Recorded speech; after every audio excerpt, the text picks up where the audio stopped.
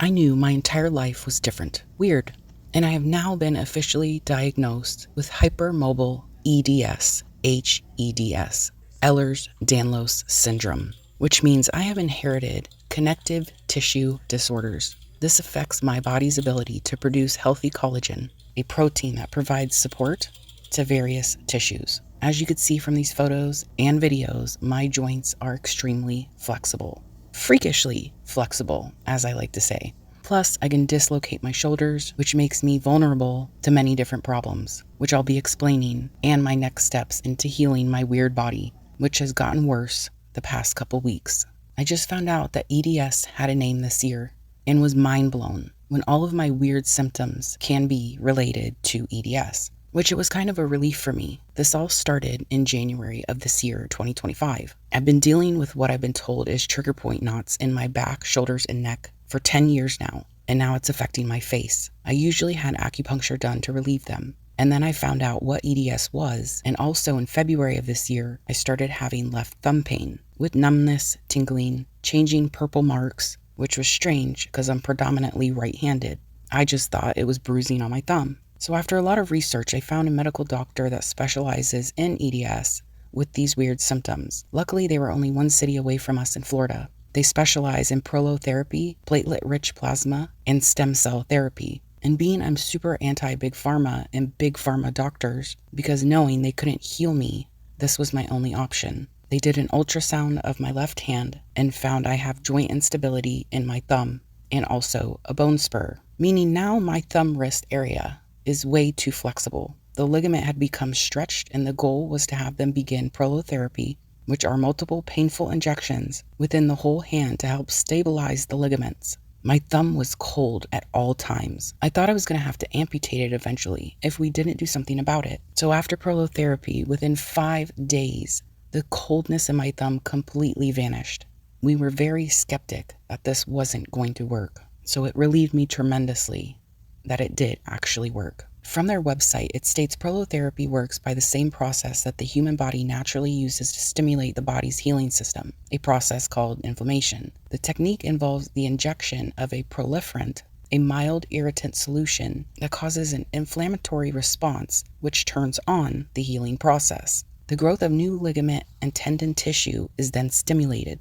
The ligaments and tendons produced after prolotherapy appear much the same as normal tissues, except that they are thicker, stronger, and contain fibers of varying thickness, testifying to the new and ongoing creation of tissue. From the paperwork they gave me after the procedure, it states the series of injections into all the ligaments and tendons attachments to initiate the body's natural wound healing cascade. This allows your body to regenerate damaged tissue and changes your joint's physiology and degenerative to regenerative. It rebuilds your tissue. So it's pretty interesting when real science comes into play without masking it with big pharma.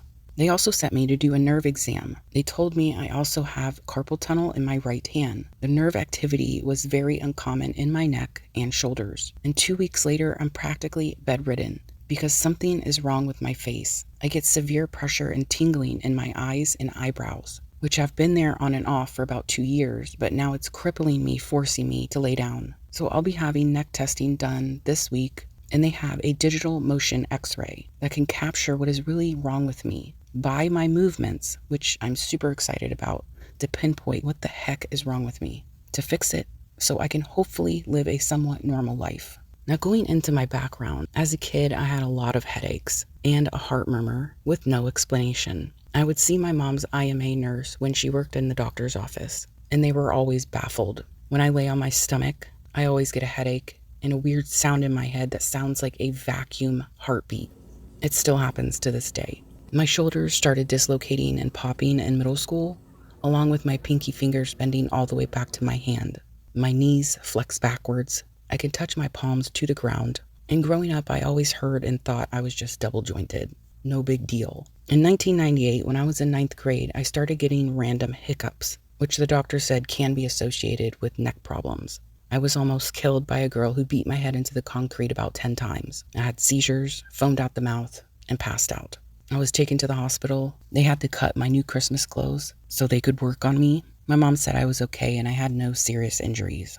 and I thank God I don't remember that horrible situation. He spared me for some reason, and most days I wish he hadn't.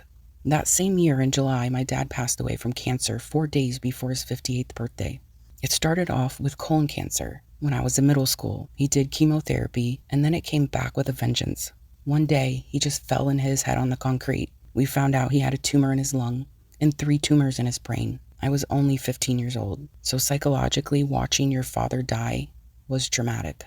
My mom said my nail biting got worse after he died. Now at 41, with broken front teeth due to chronic biting, I finally stopped biting almost a year ago. I started getting tremors in my early adulthood, which was seen by a neurologist as essential tremors. There was no further testing, and I was given, surprise, a prescription by Big Pharma to help with the tremors called propranolol. And no, I didn't continue the prescription. I didn't feel like I needed it because I was so used to the tremors. In 2010, my appendix almost ruptured. A day later, the doctor told me there was a malignant tumor on my appendix. 3 agonizing weeks later, I found out from a cancer specialist the malignant tumor was too small to have spread. But if it did spread, it would have went right to my colon, just like the cancer started out with my dad. God spared me again. So now I have to get colonoscopy every 5 years. My first was born via C-section in 2004. My next pregnancy in 2013 led me into severe depression, and I also had a C-section with my second child. At that time, I was not aware of Big Pharma and their evil intentions, so they put me on Prozac, and after a while that didn't help me anymore, and I eventually wound up on Wellbutrin and Celexa. In 2015, a doctor put me on phentermine to help me lose weight, and this was a time I started rolling homemade flour tortillas to sell them. Then I started having neck pains and sinus problems, so I've been flushing my nose every day since. The doctor that prescribed me the phentermine told me to stretch and exercise because of my neck problems, but I knew there was a deeper issue at hand. Multiple chiropractors also didn't know what was wrong with me, nor could help me. In 2022, I took myself off of the depression medicine because they had made me suicidal. I had learned after COVID that the doctors lie about medicines. Then the cascade of problems set in even more. I seen an ear, nose, and throat doctor because my face was hurting so bad. He said my sinuses were fine and it was probably just headaches. But I explained I had eyebrow tingling, eye pain, painful, long, stringy eye boogers, and sent on my way. In 2023, I set out to find a naturopathic doctor, and I found a acupuncturist who stated on their website neck problems with trigger point knots. He said I had liver blood deficiency and how they heal it through acupuncture. I lost 15 pounds in less than 2 months. He taught me how to heal myself with food, and that took about 6 months for me to heal. He did the acupuncture for my liver and trigger point knots that was in my neck, shoulder blades, and lower back. I also had jaw pain with popping, fatigue, cognitive problems, brain fog, memory problems for years, facial pain, headaches, and migraines. In 2024, I seen an ophthalmologist. He said my eyes were fine. I had good vision, 2020. Although I had these painful eye boogers, I'm super sensitive to light at night, and I see rainbow halos around lights at night. And in June, I started having right foot pain on and off, so I've been babying that ever since. Now, this year in 2025, we replaced all of our LED lights in our kitchen and our dinner table because they were killing my eyes and triggering pain in my face. After dinner every night, I was in agony. Incandescent lights helped a ton. It's amazing how they try to harm us. And remember Biden forced incandescent lights off the shelves? Yeah, now I know why. They are not good light bulbs for us. Then I started the ketogenic diet on January 10th of 2025. I had acupuncture done again for my trigger point knots. I started using warmers for my shoulders and face, and one of those massager canes to help work out the knots. I constantly hear clicking and snapping noises in my neck, and I learned that the knots could be the cause of face tingling nerve problems, and I usually have more pain when I'm sitting. Then I found out and learned about hypermobility, which led me to Ehlers-Danlos syndrome. I never knew this was an actual problem, and it had a name. It finally made sense to how all of my problems are connected, but I have no idea whose genetics these come from, since both of my parents were adopted. In February, I went to the hospital for my purple, painful thumb. Plus, I had fell that morning with dishes in my hands, and I hurt my knee and hip. The knee x-ray was fine. I asked the doctor if the purple thumb could be from the Ehlers-Danlos, and she said it could be. I showed her how I dislocate my shoulders, bend my fingers backwards. She wrote it in the notes and paperwork for EDS through the hospital system.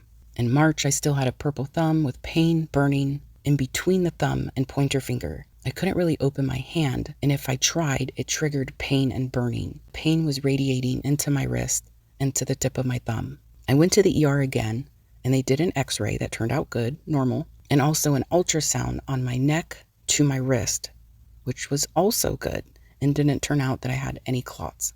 They couldn't find anything and sent me home and suggested I see an orthopedic. Then in April, I started having thumb pain again, slightly swollen and numb. My foot pain on my right pinky toe was increasing, and for 2 separate days, I wore my reading glasses for hours to do mine and my mom's nails.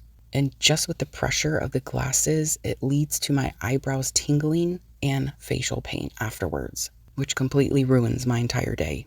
Another day, on my left side of my skull, I had weird movement in the skull, and it felt like a rubber band was tightening around my head. Now that was freaky. Then at the end of June, I started having this crippling facial pain and tingling. And I'm just praying that we find out what's wrong with me with this neck testing and healing it with the prolotherapy to take me out of this agony.